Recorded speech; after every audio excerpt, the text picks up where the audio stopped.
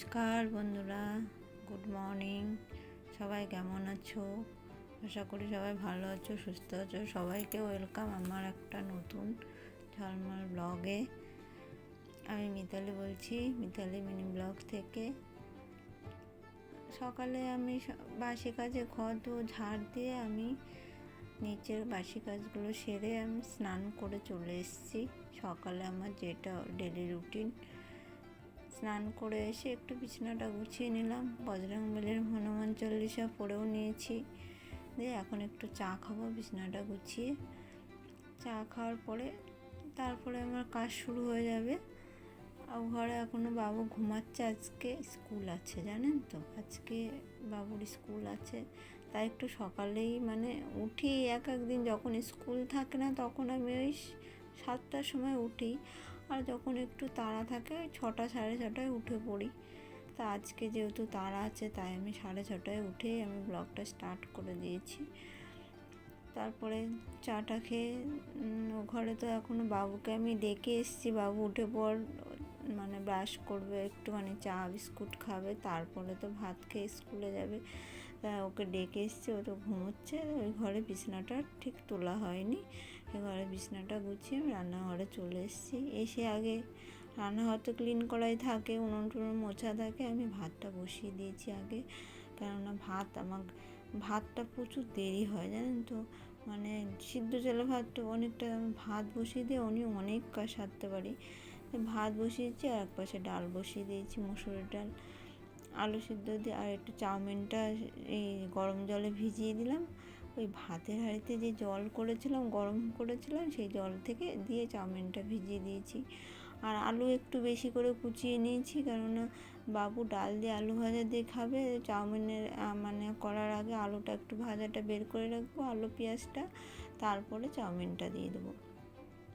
আর আমার দেওর একটু খাবে আলু ভাজা, তাই একটু বেশি করে আলু কুচিয়ে নিয়েছি। এক কাজে সব কাজ সারিয়ে নিচ্ছি। তা ভাতটা যাই হোক হয়ে গেছে, চাউমিনটা বসিয়ে দিয়েছি, চাউমিনটাও হচ্ছে এদিকে, আর ভাতটা উপর দিয়ে দিচ্ছি। স্কুলটা থাকলে আমার একটু প্রচুর মনে হয় কি সকালে যেন কী দিয়ে কোনো তাল পাই না, কেননা ব্রেকফাস্ট টিফিনটা করে দিতে হয়, আবার খাওয়ার জোগাড় করতে হয়, সব একসাথে করতে হয়। তো তারপরে আবার দেওর খেয়ে বেরোয়, তারও খাবার করে, তারও একটু কিছু করে দিতে হয়। চাউমিনটা হয়ে গেছে, এদিকে চাউমিনটা একটু ঠান্ডা করতে দিয়ে রেখে দিলাম। আর এই যে টিফিন বক্সে এবার ঢুকিয়ে দেবো। টিফিনটা রেডি করে এখন বাবুকে স্নান করাবো, স্নান করিয়ে তারপরে খাইয়ে দেয়, তারপরে নিয়ে চলে যাবো স্কুলে দিয়ে আসবো। ওকে স্কুলে দিয়ে আসার পরে আমি একটু ফ্রি হয়ে যাই।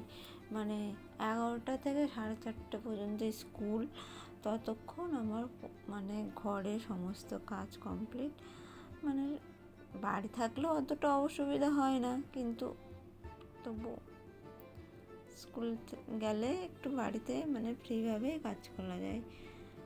যাই হোক, এই যে স্কুলে রেডি হয়ে বেরিয়ে পড়লাম। এখন বাজে 10:15। এই 10:15 যেতে যেতে 10 মিনিট মতন লাগবে। আজকে বাবুকে ছেড়ে দিয়ে চলে এলাম। বৃষ্টি ছিল না সকালে, আজকে 4:30 স্কুল ছুটি। আমার অনেকটা হাতে টাইম আছে। এখন কিছুটা তো রান্না করে রেখে দিয়েছি, এবার আবার রান্না দেখি কি হয়, গিয়ে আনাজ করবো, রান্না করবো। আজকে বাইরে কিন্তু রোদ্দুর নেই, কিন্তু প্রচণ্ড ভাবসা, অনেক গরম, প্রচণ্ড গরম। ফ্রেশ হয়নি, তারপরে দেখি কি রান্না হয়, রান্না করে যাই।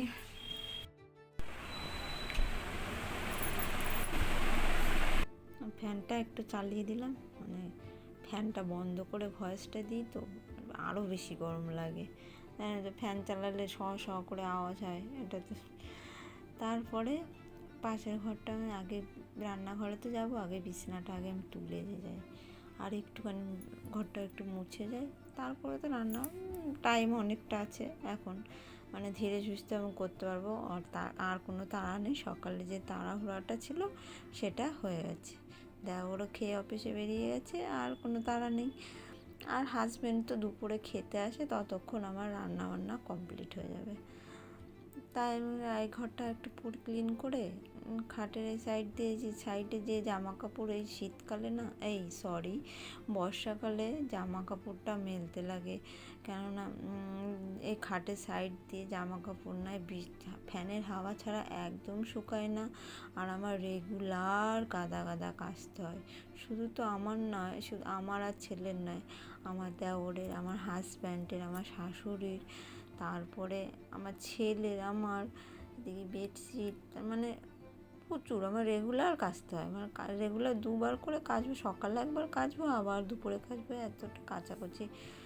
তাই জামা কাপড় প্রচুর হয়। এই কী করি, খাটের সাইড দিয়ে দিই ধুলো, একটু মাঝে মাঝে ধুলো জমে, কী করে মুছে দিয়ে আবার খাটে। এক সময় দিতে হয় না, যখন রোদ্দুর ওঠে তখন তো বাইরে দিলেই শুকিয়ে যায়, বেলকনিতে দিলে, আমাদের যে বেলকনি দড়ি আছে ওখানে দিলেই শুকিয়ে যায়। তারপরে ঘরটা এই যে ওটা একটু ক্লিন করে বিছানা চাদর ছেড়ে তারপরে আমি নাইটিটা নিয়ে নিলাম, নিচে চলে যাব। আর তো উপরে এখন উঠবো না।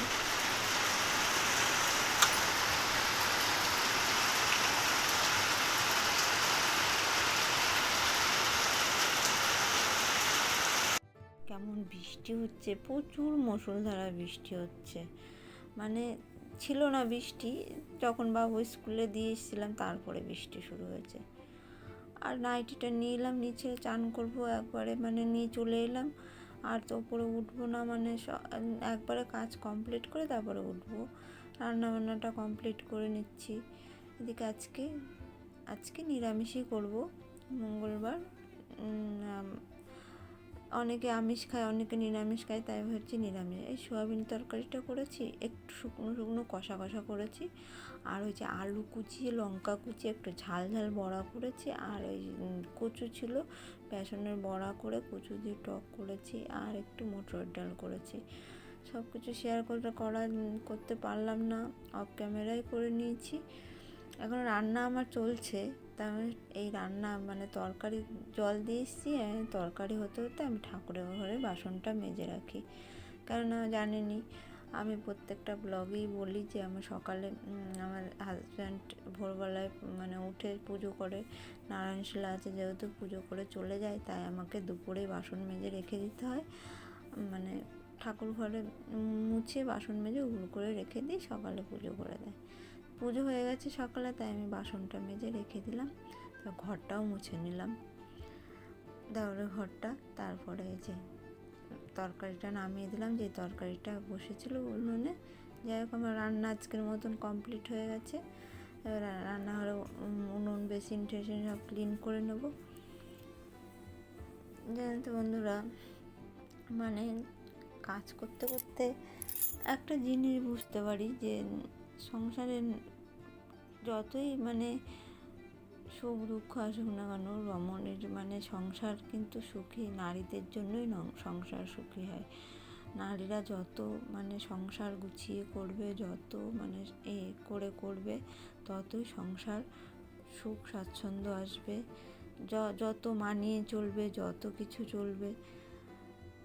আর একটু তো সংসারে খুঁটিনাটি লেগেই থাকে, সব কিছু মানিয়ে নেওয়ার চেষ্টা করি। কি বলবো, মানিয়ে নিতে হয়। যাক, যে আমি এক কাঁথা কেচেও নিলাম বা দুপুরে। আজকে মানে দেওর অফিসে গেছে, জামা প্যান্ট ছেড়ে গেছে, ওইগুলো আমি কাচলাম।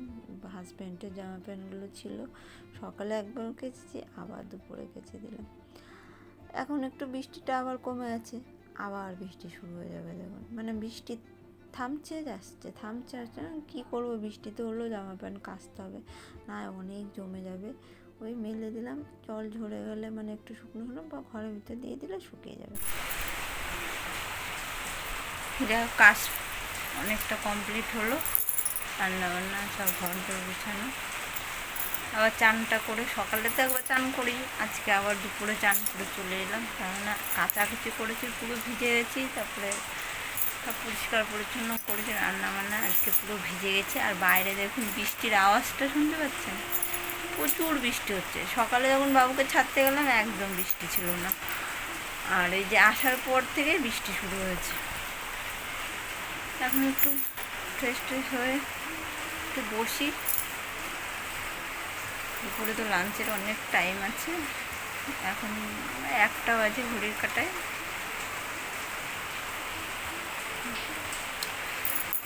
একটু এদিকে বৃষ্টি হচ্ছে কিন্তু গরম যাচ্ছে না। আমি যে ফ্যান অফ করে ভয়েসটা দিচ্ছি ঘেমে যাচ্ছি। রাখছি। বাইরে এতটা বৃষ্টি হচ্ছে কেমন সহসা আওয়াজ হচ্ছে। যাই হোক, লাঞ্চ টাঞ্চ কমপ্লিট হয়ে গেছে। সন্ধেবেলায় শুভ মুহূর্তটা শেয়ার না করে থাকতে পারি না। নিচে তো সন্ধে দিই, আর ওপরে আমার ক্যামেরাটার এই স্টিকটা থাকে, এবার ওপরে একটু শেয়ার করে নিলাম সন্ধে দিয়ে। এবার চাটা বসিয়ে দিলাম। আমার যে রেগুলার ডিউটি, আমি সন্ধে দেওয়ার পরে আমার শাশুড়িদের জন্য একটু চা করে দিই। আজকে দেওরও এসছে ঘরে, বলে একটু আদা দিয়ে চা খাবে। তা ওদের আমার শাশুড়ি আবার আদা দিয়ে চা খায় না, তার জন্য বের করে রেখে তারপরে আমি আমার দেওর আদা দিয়ে চা খাবো। এই যে করেও নিয়েছি, ভালো লাগে লিকার চা আদা দিয়ে খেলে। তারপরে আমার এই যে পার্সেল এসছে, আমার না মানে কাস্টমার। আমি একটু বিজনেস করি শাড়ি কুর্তি, তা একটা পার্সেল অর্ডার হয়েছিল একটা কুর্তির, মানে চুড়িদার মতন। এবার ওটা অর্ডার দিয়েছি আমি, জয়পুর থেকে সব নিয়ে আসি। এবার ওটা চলে এসছে, ওটা আমি আবার একটু ভালো করে চেক করে নিলাম, প্যাকেটটা খুলে ওটা আবার প্যাকিং করে রেখে দিলাম। কেননা ওটা আবার অ্যাড্রেস চেঞ্জ করে আমি যে কাস্টমারকে দেবো অ্যাড্রেসটা দিয়ে দেবো। আমি এখন পুজো তো একটু টুকটাক অর্ডার হচ্ছে। যাই হোক, রাতে এই যে ডিনার চাউমিন করছি, কেননা বৃষ্টি হচ্ছে। আমার ছেলে বায়না করেছে, মা আমি চাউমিন খাবো। তা আমরা সবার জন্যই চাউমিন করে নিয়েছি, রাতে চাউমিন। আর ব্লগটা বেশি বাড়ালাম না। যদি ভালো লাগে লাইক কমেন্ট করবেন, সাবস্ক্রাইব করে পাশে থাকবেন। Good night.